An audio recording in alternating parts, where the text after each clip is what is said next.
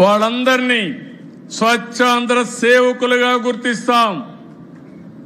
ఒక ఫోర్స్ తయారు చేస్తాం. ఇంటింటికి పంపిస్తాం, గ్రామ గ్రామానికి పంపిస్తాం, వార్డు వార్డుకు పంపిస్తాం. మీలో చైతన్యం తేవడానికి, అదే మరిగా నాలెడ్జ్ ఇవ్వడానికి పనిచేస్తామని చెప్పి కూడా నేను మీకు తెలియజేస్తున్నా. ఈరోజు మీరు ఒకసారి చూస్తే ప్లాస్టిక్కే కదా అనుకుంటాం. ఈ ప్లాస్టిక్ ఎంత ప్రమాదం అంటే ఇది ఒక పెద్ద భూతంగా తయారయ్యే పరిస్థితి వచ్చింది. ఎక్కడికక్కడ ప్రకృతిని పూర్తిగా సర్వనాశనం చేసే పరిస్థితికి వచ్చింది. ఈరోజు ఈ యొక్క ప్లాస్టిక్ ని పశువులు కూడా తినడం, తద్వారా పశువుల ఆరోగ్యం పూర్తిగా పోయే పరిస్థితి వచ్చింది. ఇది కాకుండా అలాంటి పశువుల వల్ల మనకు కూడా ఆరోగ్యం పూర్తిగా చెడిపోయే పరిస్థితి వస్తూ ఉంది. ఇంకో పక్క ఎక్కడ కూడా మీరు చూస్తే ప్లాస్టిక్ అనేది భూమిలో కరగదు, ఎక్కడికక్కడ నిలిచిపోతుంది. ఈరోజు ఎక్కడన్నా కానీ మున్సిపాలిటీలో మీ యొక్క మున్సిపల్ డ్రైన్స్లో కనబడితే ఎక్కడికక్కడ చోక్ అయిపోయే పరిస్థితి వస్తుంది. ఈ ప్లాస్టిక్ అంతా నదుల్లో, సదస్సుల్లో, సముద్రాలకు కూడా స్ప్రెడ్ అయ్యి అక్కడ కూడా అది కుళ్ళి విషవాయువుగా మారి చాలా ప్రమాదాలు వస్తున్నాయి. దీనివల్ల మనం తినే తిండి కూడా కలుషితం అయిపోతా ఉంది. ఈ విషయం మీరు గుర్తుపెట్టుకోవాల్సిన అవసరం ఉంది. ఒకప్పుడు పశువుల కోసమే అనుకున్నాం. కొన్ని పశువులు ఉన్నాయి, ఓసారి తెలియకుండా అది ఆహారం అని అవి కూడా తినేసే పరిస్థితి వస్తూ ఉంది. ఇది వచ్చినప్పుడు ఇప్పుడే ఆ పాప చెప్పినట్టు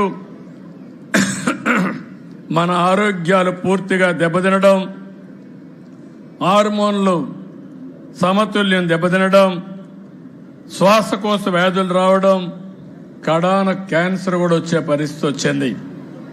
ఇటీవల కాలంలో మీరు ఒక విషయం గుర్తుపెట్టుకోవాలి. క్యాన్సర్ వచ్చినప్పుడు బాధపడుతున్నాం.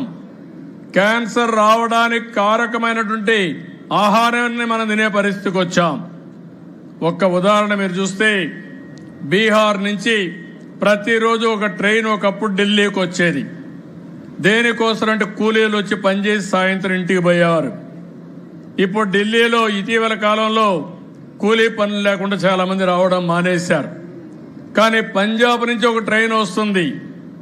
ఆ ట్రైన్ దేనికి వస్తుందంటే క్యాన్సర్ పేషెంట్లంతా పంజాబ్ నుంచి ఢిల్లీకి వస్తారు. ఈ విషయం మీరు గుర్తుపెట్టుకోవాలి. ఒకప్పుడు పంజాబ్ అంటే దేశాన్ని రక్షించే డిఫెన్స్ వ్యక్తులు తయారు చేసిన రాష్ట్రం, దేశానికి అన్నం పెట్టిన రాష్ట్రం. ఆంధ్రప్రదేశ్ అన్నపూర్ణ అయితే దీంతో సమాంతరంగా గోధుమలు కానీ ధాన్యం కానీ పండించి దేశం మొత్తం పంపించే పరిస్థితికి వచ్చారు. అక్కడ ఎరువుల్లో ఏదైతే ఉందో క్రిమిసంహారక మందులు కానీ ఎక్కువ కెమికల్స్ వాడారు, ఫెర్టిలైజర్స్ వాడారు. దానివల్ల ఈరోజు చూస్తే అది క్యాన్సర్లు వచ్చే పరిస్థితి వస్తూ ఉంది. ఈ విషయం కూడా మీరు గుర్తుపెట్టుకోవాల్సిన అవసరం ఉంది. మొన్నే నేను మన రాష్ట్రంలో పుట్టినటువంటి నోరి దత్తాత్రేయుడిని అడ్వైజర్గా పెట్టి క్యాన్సర్ రాకుండా ఉండాలంటే ఏం చేయాలో చేయడం కోసం చర్యలు తీసుకుంటున్నామని చెప్పి కూడా నేను మీకు తెలియజేస్తున్నా. ఈరోజు క్యాన్సర్ అనేది మనం నివారించుకునే అవకాశాలు కూడా ఉన్నాయి. యామారితే ప్రమాదం. ఈరోజు మీరు చూస్తున్నారు, మా మదర్ ఇన్ లా కూడా మా అత్తగారు క్యాన్సర్తో చనిపోతే ఆ రోజు ఎన్టీ రామారావు గారు చెప్పిన తర్వాత ఆవిడ పేరుతో బసవ తారకం క్యాన్సర్ హాస్పిటల్ పెట్టాం. ఈరోజు బాలకృష్ణ గారు చూసుకున్నారు. దాన్ని కొన్ని వేల మందికి ట్రీట్మెంట్ ఇచ్చే పరిస్థితికి వస్తున్నాం. ఈరోజు ఇలాంటి కార్యక్రమాలు చూసినప్పుడు నేను ఒకటే మిమ్మల్ని అందరినీ కోరుతున్నా, ఎట్టి పరిస్థితుల్లో సింగిల్ యూజ్డ్ ప్లాస్టిక్ని మనం ఎక్కడికక్కడ కంట్రోల్ చేయాల్సిన అవసరం ఉంది. దీనిపైన ఒక యుద్ధమే చేయాల్సిన అవసరం ఉంది. ఇప్పుడే కొంతమంది మిత్రులు చెప్పారు, దీనిపైన మీరు ఏం చేస్తారో చేయండి, మేము కూడా పూర్తిగా సహకరిస్తామని చెప్పారు. ఇక్కడుండే యువతకు కానీ, మహిళలకు కానీ, ప్రతి ఒక్కరిని ఒకటే కోరుతున్నాం, ప్రభుత్వం చాలా శ్రద్ధగా ఉంటాం. 6 నెలలు టైం కూడా ఇస్తున్నాం. ఎక్కడికక్కడ మనందరం కూడా చైతన్యవంతులు చేద్దాం. ఫేజ్ 1 ఏవైతే ప్రాణాంతకమైనటువంటి ప్రమాదాలు వచ్చే పొల్యూషన్ ఇచ్చే ప్లాస్టిక్ ని పూర్తిగా అరికడదాం. ఒకవేళ ప్రొడక్షన్ నుంచి వస్తే వాళ్ళని కంట్రోల్ చేద్దాం. ఇప్పుడే నాకు కొంతమంది పిల్లలు ఇక్కడ తయారు చేశారు, రాగితో గ్లాస్ తయారు చేస్తున్నారు. ఆ గ్లాసు కాఫీ తాగేసి ఆ రాగి కూడా మనకు ఐస్ క్రీమ్ మరి కప్పును తిన్నట్టు దీన్ని కూడా తినేయచ్చు. అంటే న్యూట్రిషియస్ ఫుడ్.